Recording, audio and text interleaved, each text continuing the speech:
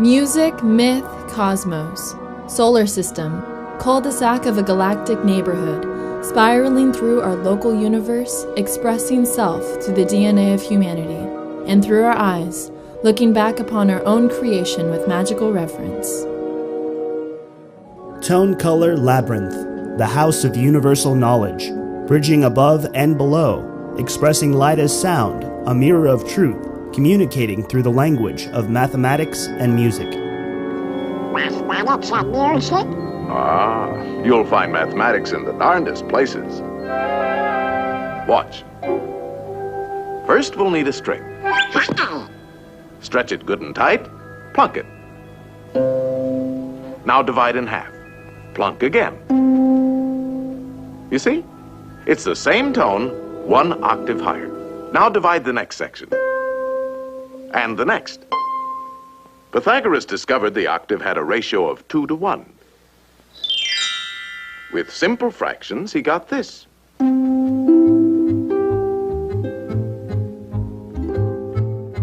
In cultures all over the world, including China, India, and ancient Greece, traditional instruments like the lyre and flute have been tuned to intervals defined by whole number ratios such as 1 to 2, 2 to 3, and 3 to 4. Early human measurements of our solar system recorded similar whole number ratios between our local sun and planets. Knowledge of music and astronomy were said to come through the inner teachings of Hermes, the god of invisible messages.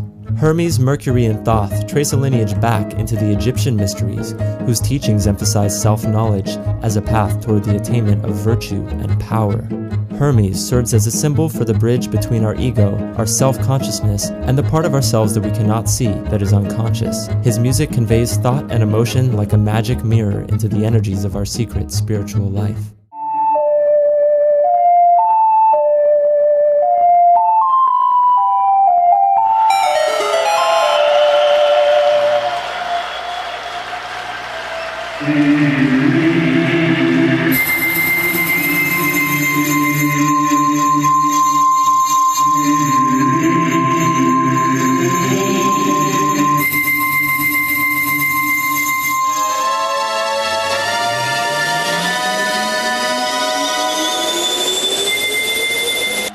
If sound can be considered energy in motion, then perhaps a musical note can be considered sound which is frozen in place, locked in stone, trapped in time. When the worthy adventurer pulls the sword from the stone, its musical signature is again freed and as if by magical means provides the conductor with a newfound ability to wield a sonic symphony against those that would oppose him. The biblical story of the Battle of Jericho describes Joshua's musical attack upon an unholy city. The walls of Jericho fell when the Israelite army marched around the city for 7 days blowing their horns and shouting. In 1940, the third largest bridge in the United States self-destructed under the influence of aeroelastic flutter, or sound tones generated by air passing over water, causing the materials of the bridge to resonate and collapse. As if divine intervention, the walls of Jericho collapsed in the presence of loud music. What does this tell us about the latent destructive potentials of sound vibration in both the physical and psychological domains?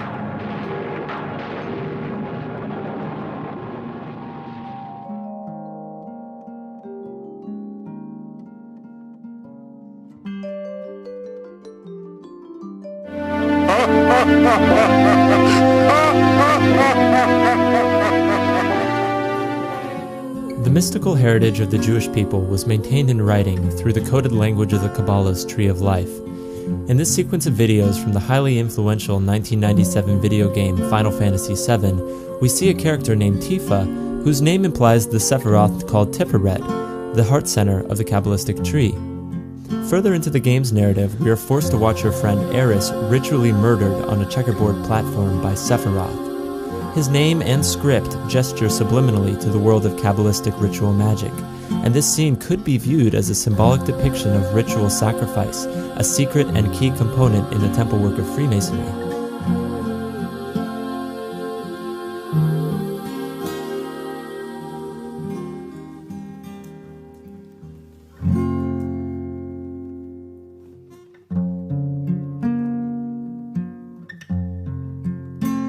Through the mathematics of music, we may discover that many of our science fictions will become science fact. It may be possible to identify the source of the non-decaying electron by observing the underpinning geometries of the universe itself, the fabric of time. Vortex mathematicians such as Marco Rodin have theorized that by switching from binary code to a binary triplet, and by viewing the shape of the universe as a toroidal vortex, we may be able to someday create reactionless drives for our spaceships. The key to this technology ultimately seems to reside in fully understanding the nature of pure sound, the 0 point, or the voice of God. Huzzah! A warp whistle! Now, let's see. I used to know all of the finger placements back in grade school.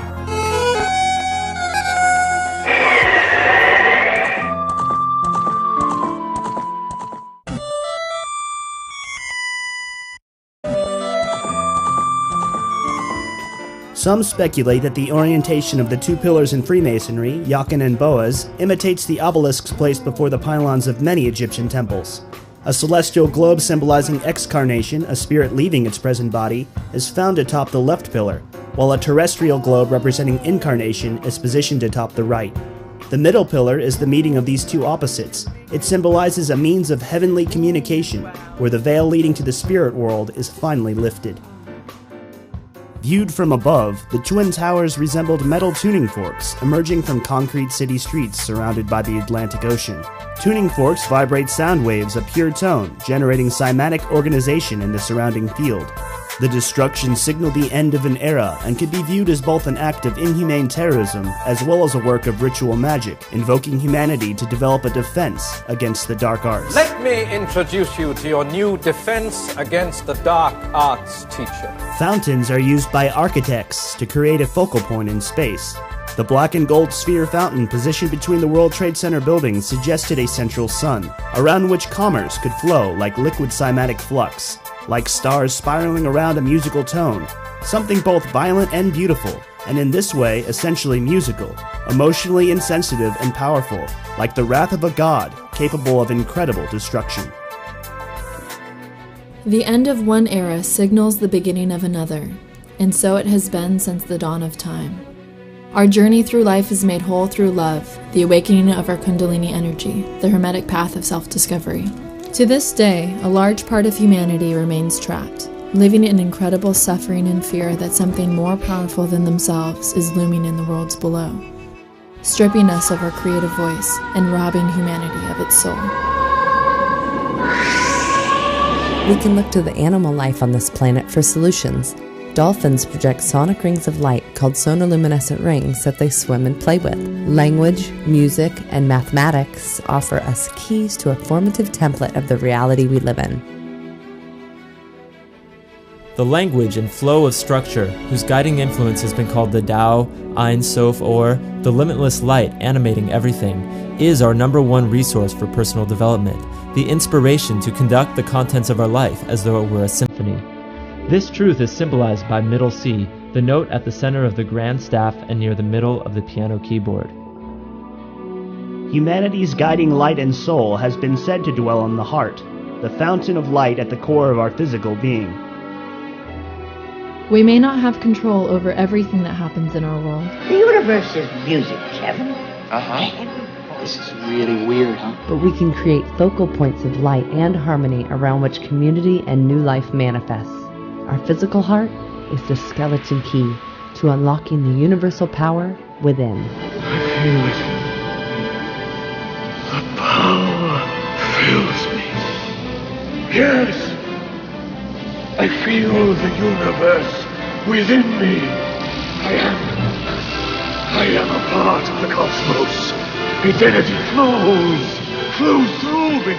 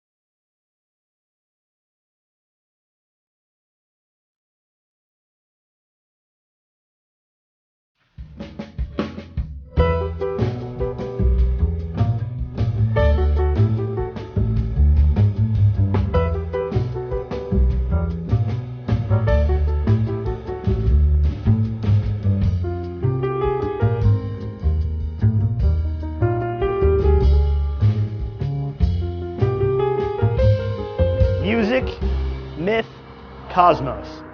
In the beginning was the Word, and the Word spawned all sound, all celestial stars in the sky, and all sentience in the universe. So Music Myth Cosmos for me is really a study of ideas, and it's a gathering of community around the central topics of music, mythology, of cosmology, and the understanding that the ancient Greeks had a philosophy about music that was not based on the sounds that we hear today, because they didn't have symphonic music. They had very simple instruments. There was a philosopher named Pythagoras who proposed that the planets, as they went around the sun, were generating a tone, and that each of them played in concordance would actually generate this symphony. He didn't know what that would sound like yet, but he knew that he wanted to manifest that. And over the course of thousands of years, we now actually have that technology to actualize that. And to me, that is magical. Yo, it's the Mario Brothers. And plumbing's the game. Found the secret water, so we're working on the drain. Lend the princess a hand in the mushroom land. Turn the action with the plumbers, you'll be hooked on the brothers.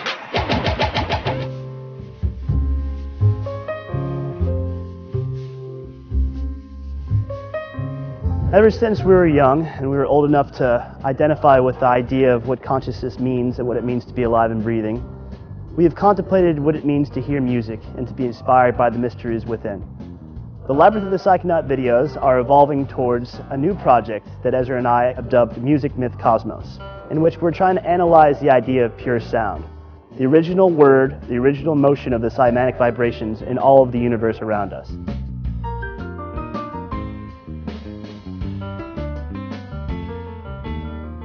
I started my journey back in 2007 discovering Soundless Dawn videos and really wondering, as a music theory student in college, why it was that we had so much information about the analytical component to music theory, but we didn't have so much about the mythological and the psychological aspects of music theory. And as I asked my instructors about that, they didn't have an answer. So I started on this independent quest.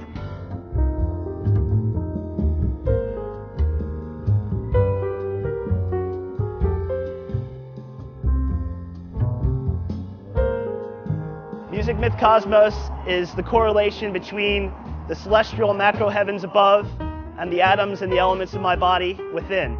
It shows a dynamic rhythm and pacing in my DNA sequence in comparison to galaxies and spiral universes throughout the entire upper cosmos. If you can subtly sense the precursors of synchronicity in your life and how music corresponds with that, and how all of us are children of the cosmos, and how music was the original spawn of that creation, to follow those breadcrumbs backwards and to figure out the source of all things, that original word that spawned all matter into cymatic fractal being, we welcome you to join us on this quest, this endeavor.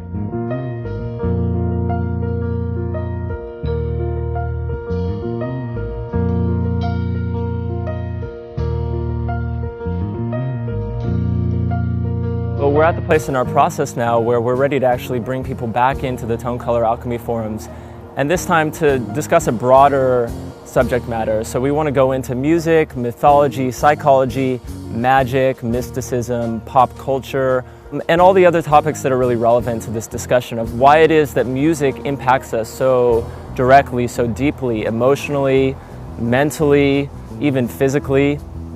And I feel like this is really a question that hasn't been fully explored by anyone. If this project is funded fully, we'd like to expound upon this trailer in many different ways.